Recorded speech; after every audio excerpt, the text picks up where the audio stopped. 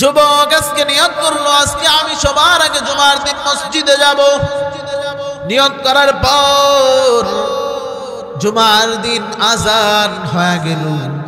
আল্লাহর বান্দা যুবক ঘর থেকে বাহির হয়, মসজিদের দিকে রওনা। পিছন থেকে বিবি ডাক দিয়ে বলে, স্বামী দাঁড়ান। বলে কোথায় যান? বলে নামাজে যায়। বলে আপনি হয়তো ভুলে গেছেন, সকালবেলা একটা বস্তা নিয়ে, গমের বস্তা নিয়ে আটা বানানোর জন্য মেলের ভিতরে রেখে আসছেন। সেই বস্তাটা যদি আজকে না আনেন, 3 দিন পরে মেল খুলবে আর খুলবে না। ঘরের ভিতরে এরকম কোনো আটাও নাই যে রুটি বানায় খাওয়ানোর জন্য প্রস্তুত করব। আল্লাহর বান্দা যুবক চিন্তায় পড়ে গেল।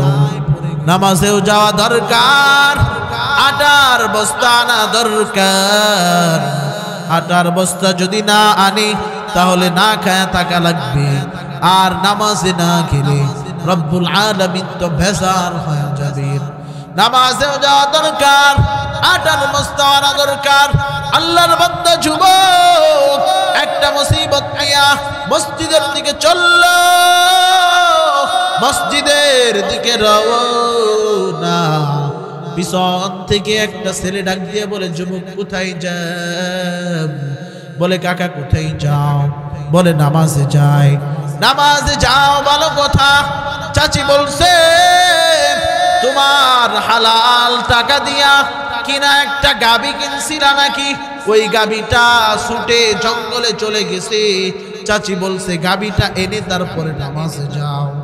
আল্লাহর বান্দা যুবক চিন্তা করলো, নামাজেও যাওয়া দরকার, গাবি আনা দরকার, আটার বস্তাও আনা দরকার। দুইটা মুসিবত মাথার ভিতরে, দুইটা মুসিবত। মুসিবত পাওয়ার পর দুইটা মুসিবত তার মাথায় নিয়ে আল্লাহর বান্দা যুবক মসজিদের দিকে রওনা। মসজিদের দিকে চলতেছে, মসজিদের দিকে চলতেছে, মসজিদের দিকে চলতেছে। হঠাৎ করে আরেকজন পিছন থেকে ডাক দিয়ে বলে, যুবক কোথায় যাও? যুবক দাঁড়াও, কোথায় যাও? বলে নামাজে যাই। বলে তুমি কিছু জমি কিনছিলা নাকি, আবাদ করেছো ফসল, ওই জমিতে পানি দেওয়া দরকার। 1 সপ্তাহ যাবত মেশিনওয়ালাকে খবর দেই, মেশিনে পানি দিতে পারে না। যদি আর 2 দিনের ভিতরে পানি না দেই তাহলে ফসল নষ্ট হয়ে যাবে। তোমার ক্ষেত আর আমার ক্ষেত একসাথে, চলো ওই পানিটা আগে দিয়ে আসি। যদি আজকে পানি না দেই 1 সপ্তাহের ভিতরে মেশিনওয়ালাকে সিরাল পাওয়া যাবে না, কাজেই ফসল নষ্ট হয়ে যাবে। আল্লাহর মদিনার নবী বলেন, কোন বান্দা যদি আল্লাহ রাব্বুল আলামিনকে খুশি করার জন্য কোন ময়দানের ভিতরে বসে, কোন ময়দানের ভিতরে বসে, ওই বান্দা বসার পর আল্লাহ রাব্বুল আলামিন ফেরেশতাদেরকে ডাক দিয়ে বলে, ও ফেরেশতারা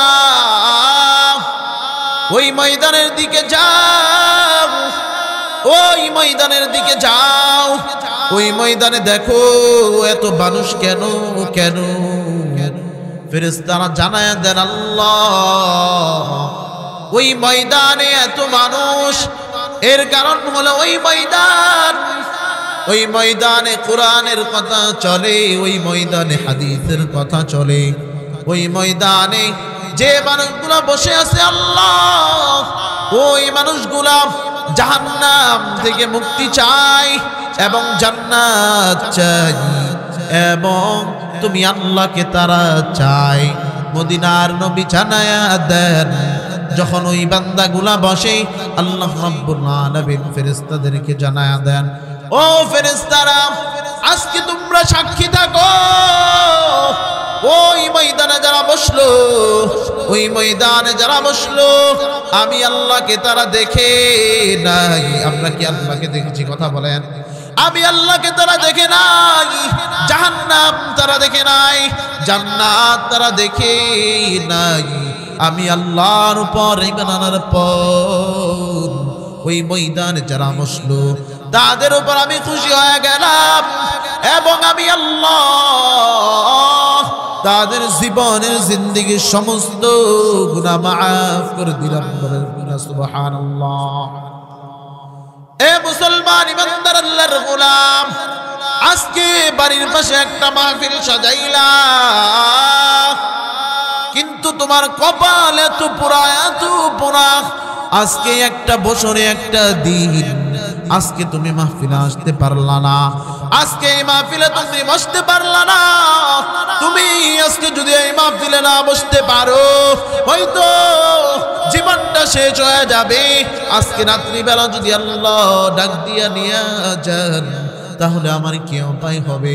একটু মুসলমান ইমানদার আল্লাহর গোলাম একটু ভাবেন, আল্লাহ রাব্বুল আলামিন যদি আজকে আমাকে দুনিয়া থেকে নিয়ে যায়, আমার চোখটা বন্ধ, জবানটা বন্ধ হয়ে যাবে, নিঃশ্বাসটা বন্ধ হওয়ার পর সন্তান কান্না করবে, আমার বাবা দুনিয়ায় নাই, আমার বাবা দুনিয়ায় নাই।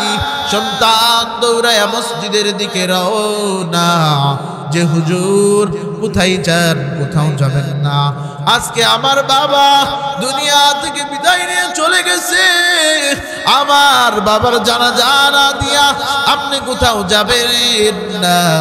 এইভাবে সন্তান একদিকে দৌড়ায়, আরেক দল দৌড়ায় মসজিদের দিকে খাটিয়া আনার জন্য, আরেক দল দৌড়ায় আমার জন্য সুন্দর মাটির বিছানা, আরেক দল দৌড়ায় বাঁশ কাটার জন্য।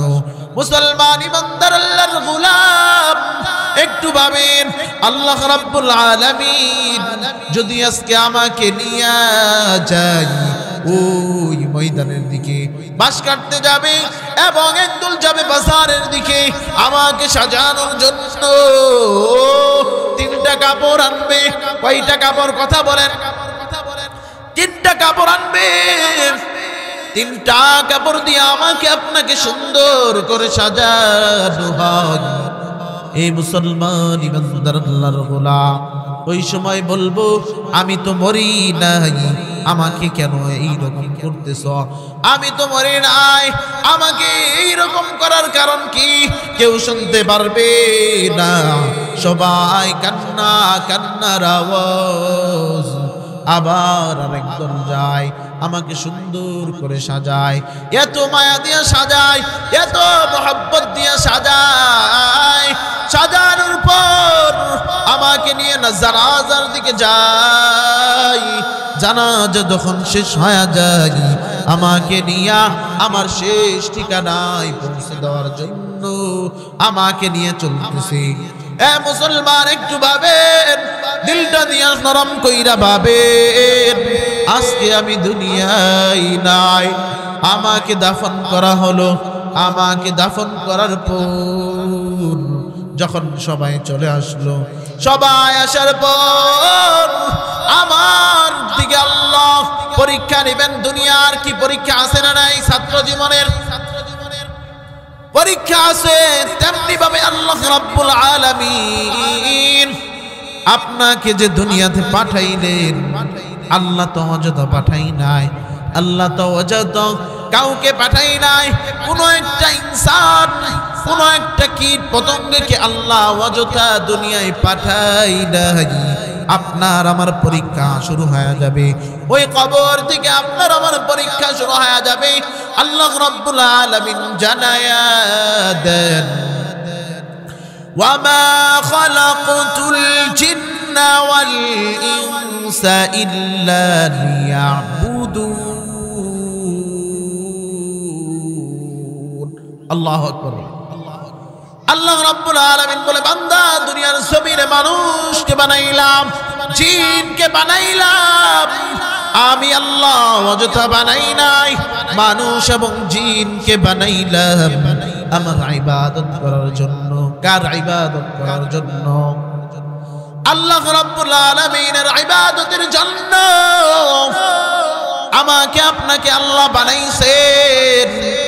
ওই কবরের ভিতরে পরীক্ষা চলবে, এক নম্বরে রবের পরিচয় দাও, দুই নম্বরের দিনের ধর্মের পরিচয় দাও, তিন নম্বরে রাহমাতুল লিল আলামিনের পরিচয় দাও। যদি দিতে পারো বান্দা, তাহলে আল্লাহ তোমার জন্য জান্নাতের দরজা খুলে দেন। আর যদি না দিতে পারো, তাহলে বান্দা জাহান্নাম জাহান্নাম। রব্বুল আলামিন আমাদেরকে জানায়া দেন যে বান্দা তোমরা আমার ইবাদত করো, অথচ আজকে দুনিয়ার জমিনে দেখা যায় রব্ব কারীমের ইবাদত থিয়া অনেকেই আছে পীরের ইবাদত করে, আছে না নাই? পীরের ইবাদত করে, পীরের কাছে যায় চাই যে বাবা আমার তো সন্তান হয় না, আমার একটা সন্তান যেন হয়। ওই পীর এমন পীর, সে বছরে একটা দিন গোসল করে না, অথচ বৈশা বৈশা গাঞ্জা টানে। কথা বলেন ঠিক কিনা? আওয়াজ দিতে হবে রে মুসলমান। আজকে মুসলমানের আওয়াজ এত নিম্ন হয়ে গেল, কারণ কি? চিল্লায় বলেন, কথা বলেন ঠিক কিনা? ওই বন্ড পীরের দরবারে যায়, ওই পীরের কাছে যা বলে আমার তো সন্তানের প্রয়োজন, অথচ আল্লাহর নবী এত বড় মানুষ, আল্লাহ তাকে বানাইলেন, অথচ নবীর যদি কোনো সমস্যা হতো, যদি কোনো কিছুর প্রয়োজন হইতো, চাইতেন কার কাছে? আল্লাহর কাছে চাইতেন। আজকে আমরা আল্লাহর কাছে চাই না, আর যদিও চাই সেই পদ্ধতিটা আমাদের জানা নাই। আল্লাহ রাব্বুল আলামিন জানায়া দেন, ইয়া আইয়ুহাল্লাযীনা আমানুস্তাঈনু বিস-সাবরি ওয়াস-সালাহ ইন্নাল্লাহা মা'আস-সাবিরিন। আওয়াজ দিয়ে বলেন আল্লাহু আকবার। আল্লাহ রাব্বুল আলামিন বলতেছেন, দুনিয়ার মানুষ তোমরা আমার কাছে সাহায্য চাও, দুইটা পদ্ধতিতে সাহায্য চাও, দুইটা পদ্ধতির মাধ্যমে আমি আল্লাহ তোমাদেরকে সাহায্য করব। দুইটা পদ্ধতির মাধ্যমে আল্লাহ রাব্বুল আলামিন আপনাকে আমাকে, আল্লাহ রাব্বুল আলামিন দুইটা পদ্ধতির মাধ্যমে চাইতে বলেছেন। আমানুস্তাঈনু বিস-সাবরি ওয়াস-সালাহ, এক নম্বর সবর ধারণ করতে হবে, দুই নম্বর সালাতের মাধ্যমে আল্লাহ রাব্বুল আলামিনের কাছে চাইতে হবে। মুসলমান ইমানদার আল্লাহর গোলাম, আল্লাহ রাব্বুল আলামিন জানায়া দেন যে সবরের মাধ্যমে তোমরা চাইবা, সালাতের মাধ্যমে তোমরা চাইবা। সবরটা কি তোমরা জানো?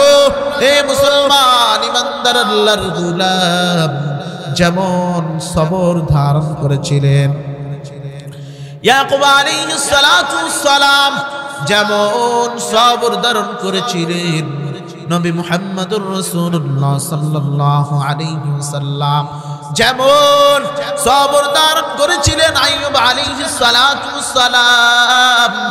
আল্লাহ জানায়া দেন, ওয়ালা নাবলুওয়ান্নাকুম বিশাইইম মিনাল খাউফি ওয়াল জু'i ওয়া নাকাসিম মিনাল আমওয়াল ওয়াল আনফুসি ওয়াস সামারাত ওয়া বাশশিরিস সাবিরিন। আল্লাহু আকবার বলেন। যে আল্লাহ রাব্বুল আলামিন বলতেছেন, বান্দা তোমাদেরকে দুনিয়ার জমিনে সবরের মাধ্যমে পরীক্ষা করব। ওই সবরটা হবে স্বপ্নের মাধ্যমে তোমাকে পরীক্ষা করব, সন্তান দিয়ে তোমাকে পরীক্ষা করব গোলাম, গাড়ি দিয়ে তোমাকে পরীক্ষা করব, বাড়ি দিয়ে তোমাকে পরীক্ষা করব। ওই পরীক্ষায় যদি যাইতে পারো, ওই পরীক্ষায় যদি লাভ করতে পারো, তাহলে বান্দা আমি আল্লাহ তোমার কাজগুলো আমি আল্লাহ নিজেই তোমার সহযোগিতায় লাগে যাব। জোরে জোরে বলেন না সুবহানাল্লাহ। আল্লাহ রাব্বুল আলামিন বলতেছেন, আল্লাহ তোমাদেরকে পরীক্ষা করবেন। আল্লাহ রাব্বুল আলামিন এমন ভাবে পরীক্ষা করবেন, এক যুবক ছিল যার নাম কি সে নিজেও জানত না, তার পরিচয়টা কি সে নিজেও জানত না, সে কি মুসলমান সেটা নিজেও জানত না। একবার উলামায়ে কেরামের জবানের বয়ান তাকে হেদায়েত দিয়ে দেন, আল্লাহ রাব্বুল আলামিন তাকে হেদায়েত দিয়ে দিল। হেদায়েত পাওয়ার পর আল্লাহর বান্দা যুবক অন্যের বাড়ি কাজ করে সংসার চালায়, কিন্তু নামাজ কাজা করে না। বান্দা জোহরের আযান হলে বান্দা মসজিদে হাজির, আসরের আযান হলে বান্দা মসজিদে হাজির, ইশারের আযান হলে বান্দা মসজিদে হাজির। কাতার দাঁড়ায়া থাকে, সামনে কাতারে দাঁড়ায়া যায়। আগে বান্দা কিছুই জানতো না, কাউকে চিনতো না, ইসলাম কি চিনতো না, রব কি চিনতো না।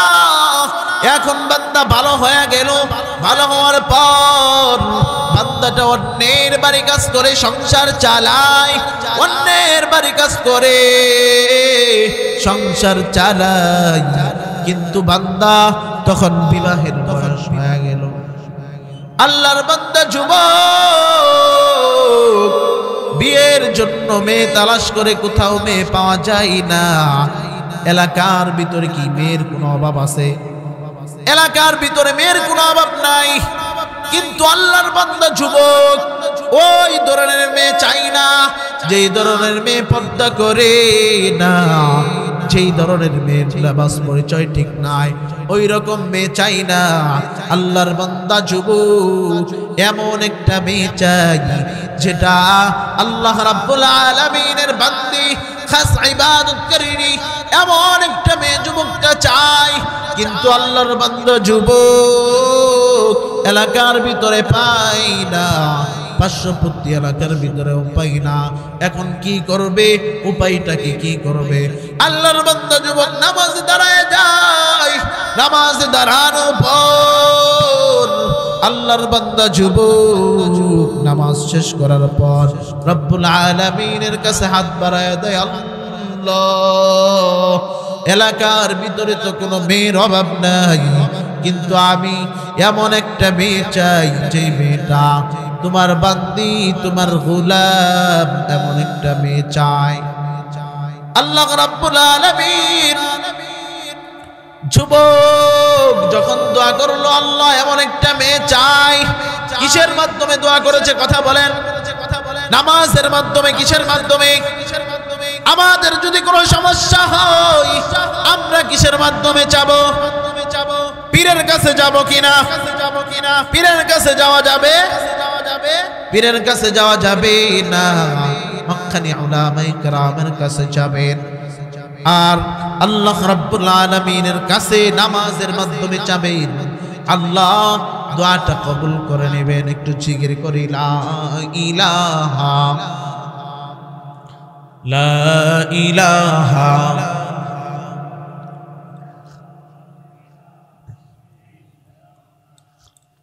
লা ইলাহা ইল্লাল্লাহ লা ইলাহা ইল্লাল্লাহ লা ইলাহা লা ইলাহা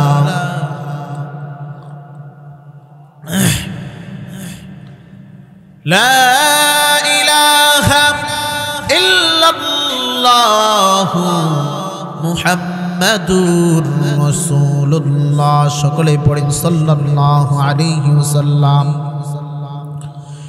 যেই কথা বলতেছিলাম, যুবক আল্লাহর কাছে দোয়া করলো, আল্লাহ এমন একটা মেয়ের ব্যবস্থা করে দাও যে মেয়েটা তোমার বান্দি, তোমার গোলাম, তোমার ইবাদতকারিনী। আল্লাহ রাব্বুল আলামিনের দরবারে যুবকের দোয়া কবুল। আল্লাহ রাব্বুল আলামিন যুবককে স্বপ্নে দেখা দিলেন, যুবক অমুক এলাকার ভিতরে, অমুক গ্রামে, অমুকের একজন মেয়ে আছে, ওই মেয়েটা তোমার আল্লাহর বান্দি, আমার গোলাম। ওই মেয়েটা কুরআনওয়ালা মায়ের সন্তান, বান্দালিশি মায়ের সন্তান, কুরআনওয়ালা সন্তান। ওই জায়গায় গিয়া যদি তুমি বিবাহের প্রস্তাব দাও, টাকা পয়সা পাবা না, কিন্তু ওই বান্দিটা আমার খাস ইবাদতকারিনী, ওই জায়গায় দিয়া যদি বিবাহের প্রস্তাব দাও তাহলে তো বিয়াটা হয়ে যাবে। যুবক আল্লাহ রাব্বুল আলামিন ওই যুবককে স্বপ্নের মাধ্যমে দেখায়া দিলেন। আল্লাহ রাব্বুল আলামিন তাকে স্বপ্নের মাধ্যমে দেখায়া দিলেন। দেখা দেওয়ার পর ওই বান্দিটা পদ্মানিশি মায়ের সন্তান, কুরআন ওয়ালা সন্তান। এরে পদ্মার আড়ালের মা, তুমি একজন নারী হিসাবে দুনিয়ায় পরিচয় দিলে চলবে না রে মা। তুমি একজন মা হিসাবে দুনিয়ায় পরিচয় দিলে যথেষ্ট হবে না রে মা। তুমি একজন স্বামী স্ত্রী হিসাবে পরিচয় দিলে যথেষ্ট হবে না রে মা। তোমার কাছে জাতি আর সমাজ চাই শ্রেষ্ঠ সন্তান, কুরআনওয়ালা সন্তান।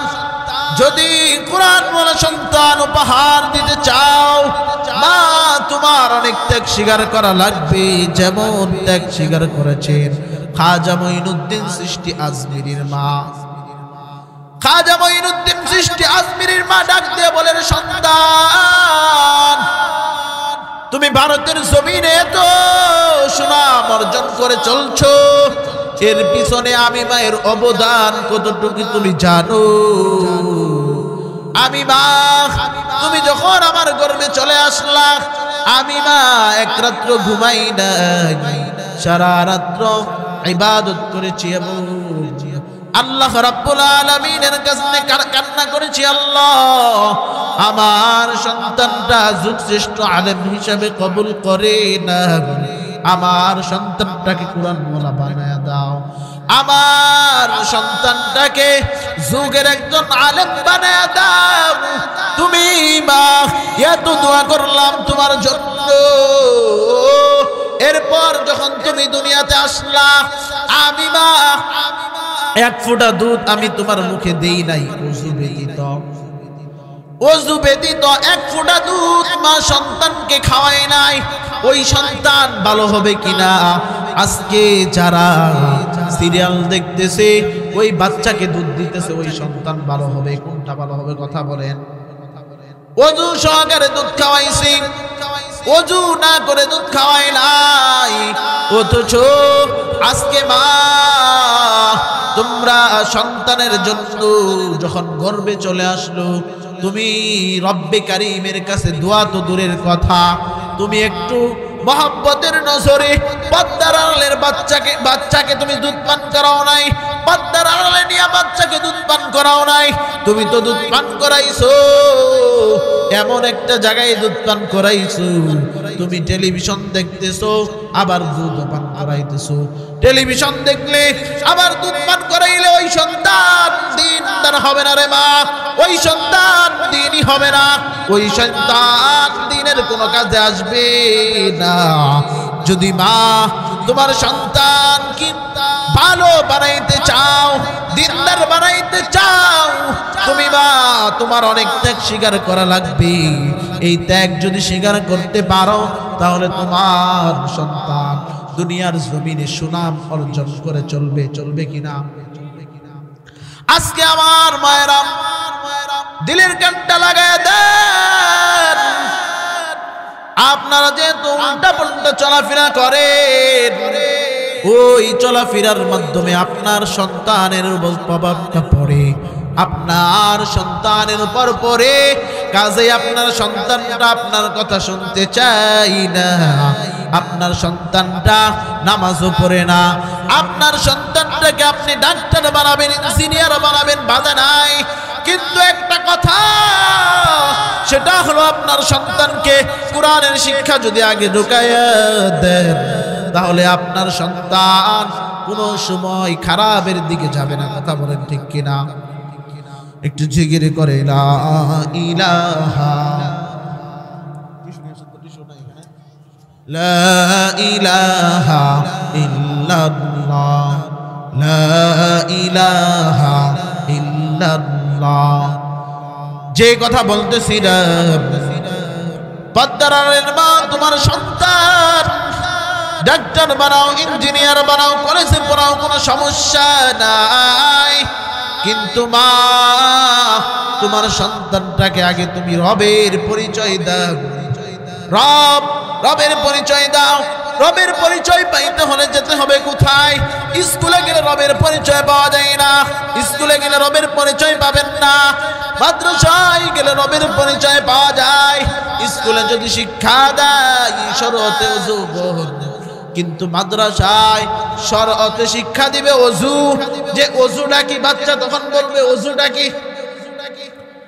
ওযুর পরিচয় পাওয়ার জন্য বাচ্চা দৌড়াবে যে ওযুটা কি। তখন বান্দা যখন ওযুটা শিখে ফেলবো, এরপর শরআতে আল্লাহর পরিচয় জানার জন্য বাচ্চাটা চলবে। এরপর সইতে ইসলাম, দীর্ঘইতে ঈমান। এইভাবে বান্দা প্রত্যেকটা বাচ্চা এইভাবে রবের পরিচয় পাওয়া যাবে। রবের পরিচয় পাওয়ার পর তোমার সন্তান যদি ডাক্তার বানাও, ইঞ্জিনিয়ার বানাও, কোনো সমস্যা নাই। এরে তোমাদেরকে হাত জোর করি বলে মা তোমার সন্তানটার দিনদার বানাও, তোমার সন্তানটার দিনদার বানাও। তাহলে তোমার শেষ সময়ে ওই কষ্ট করা লাগবে না। মাদ্রাসায় পড়েছে এমন ছাত্র মা বাবাকে কষ্ট দেয়, বাহির করতে পারবেন কি? এরকম কোন নজির নাই। যে ইলম তার সিনায় আছে ওই ছেলে কোনোদিন মা বাবাকে কষ্ট দিবে না, বরঞ্চ তোমার সন্তান ডাক্তার বানাও, ইঞ্জিনিয়ার বানাও, তোমার দিলে কষ্ট দিবে। কিন্তু যদি একটু মাদ্রাসায় পড়ানোর পর তোমার দিলে কোনো কষ্ট দিবেই না। কাজেই তোমার সন্তানগুলা মাদ্রাসার লাইনে ভর্তি করো, মাদ্রাসার দিকে পড়াও। মাদ্রাসার দিকে পড়াইলে ফায়দা হয়, মাদ্রাসার দিকে পড়াইলে তোমার সন্তানটা ভালো হয়ে যায়, মাদ্রাসার দিকে পড়াইলে তোমার সন্তান নেককার হয়ে যাবে। তো আজকে থেকে আমরা ওয়াদা করে নিব যে আমাদের সন্তানগুলো আমরা মাদ্রাসায় দিব। কে কে দিতে চান হাতটা উঠায় আল্লাহ তাআলাকে দেখায় দেন। আল্লাহ এই ময়দানের ভিতরে যাদের আশা আল্লাহ তার বাচ্চাগুলা মাদ্রাসায় ভর্তি করবে, আল্লাহ তাদের দোয়াগুলো আপনি কবুল আর মঞ্জুর করে নেন। সবাই জোরে জোরে বলেন আমিন। যেই কথা বলতেছিলাম মনে আছে কি? ওই যুবকের কথা যে নামাজের ভিতরে দোয়া করলো, আল্লাহ স্বপ্নে দেখায় দিল। তারপর যুবক চলল। ওই বাড়িতে চলার পর ওই যুবক বিবাহের প্রস্তাব দেওয়ার পর আল্লাহর বান্দা যুবক বিয়ার প্রস্তাব দেওয়ার পর বিবাহ হয়ে গেল। বিবাহ হওয়ার পর যুবক চিন্তায় পড়ে গেল, আমার বৌদ্ধ পদ্মা করে, আমার বিবি তো পদ্মা করে, একে নিয়ে এলাকার ভিতরে থাকা যাবে না। এলাকায় বেপরদা বেপরদা বেপরদা, এলাকার ভিতরে থাকা যাবে না। যুবক এবং যুবকের স্ত্রী সহ পরামর্শ করলো যে জঙ্গলের এক কোনায় বাড়ি উঠায়া থাকবো, তবুও পর্দা ছাড়বো না। চললো জঙ্গলের দিকে বাড়ি বানাইয়া। আল্লাহর বান্দা যুবক অন্যের বাড়ি কাজ করে সংসার চালায়। সকাল বেলা বিবির গোসলের পানি, ওযুর পানি আগায় দরজা বন্ধ করে চলে যায়। অন্যের বাড়ি কাজ করে আবার সন্ধ্যা বেলায় চলে আসি। এমন করে চলতেছে এমন করে চলতেছে। যুবক একদিন নিয়ত করলো, আজকে আমি সবার আগে জুমার দিন, আজকে আমি সবার আগে মসজিদে যাব। যুবক আজকে নিয়ত করলো, আজকে আমি সবার আগে জুমার দিন মসজিদে যাব। নিয়ত করার পর জুমার দিন আজান হয়ে গেল। আল্লাহর বান্দা যুবক ঘর থেকে বাহির হয়, মসজিদের দিকে রওনা। পিছন থেকে বিবি ডাক দিয়ে বলে, স্বামী দাঁড়ান। বলে কোথায় যান? বলে নামাজে যায়। বলে আপনি হয়তো ভুলে গেছেন সকালবেলা একটা বস্তা নিয়ে, গমের বস্তা নিয়ে আটা বানানোর জন্য মেলের ভিতরে রেখে আসছেন।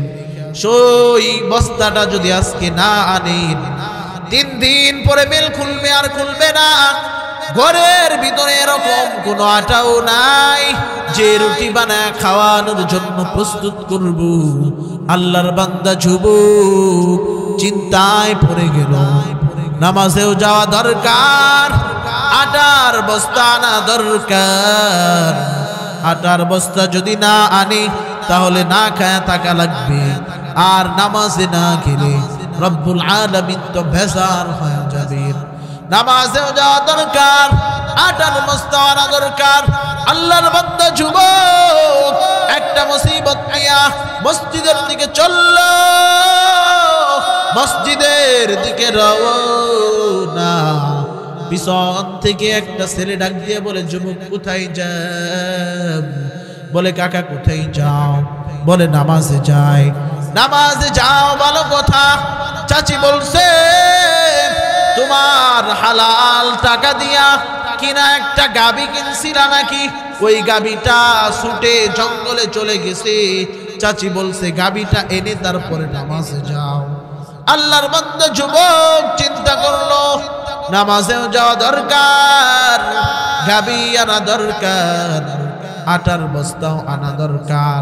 দুইটা মুসিবত মাথার ভিতরে, দুইটা মুসিবত। মুসিবত পাওয়ার পর দুইটা মুসিবত তার মাথায় নিয়া আল্লাহর বান্দা যুবক মসজিদের দিকে রওনা।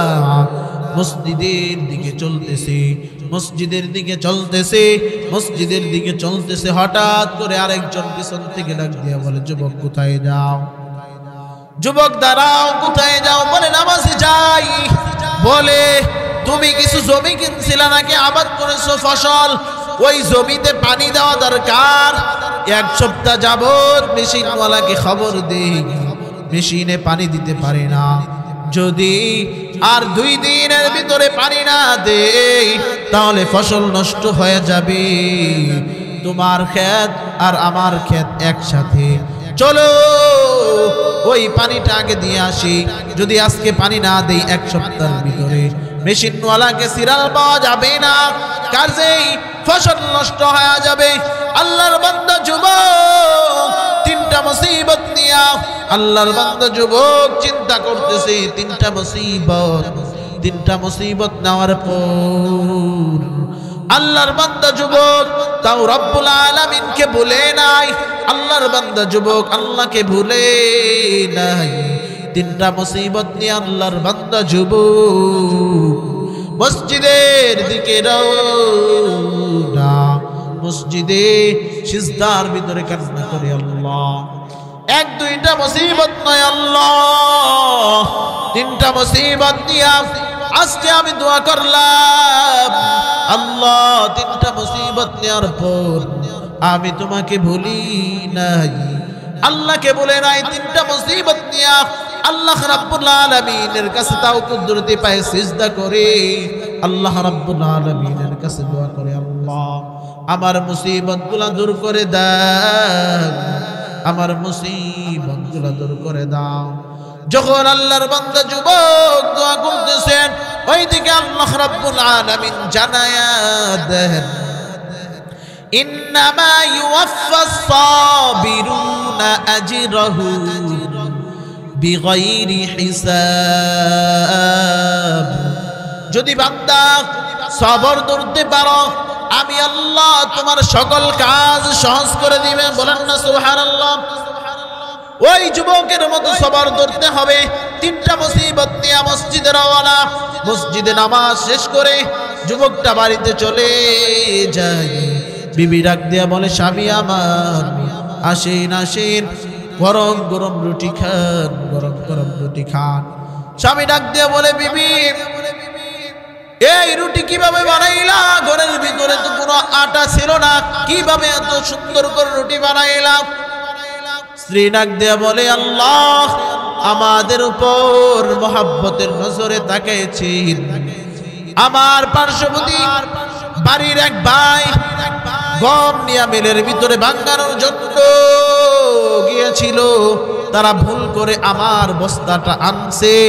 আনার পর আল্লাহর বান্দা আমানতের খিয়ানত করে নাই, আল্লাহর বান্দা আমার বাড়িতে পৌঁছায় দিয়ে গেছে। বলেন না সুবহানাল্লাহ।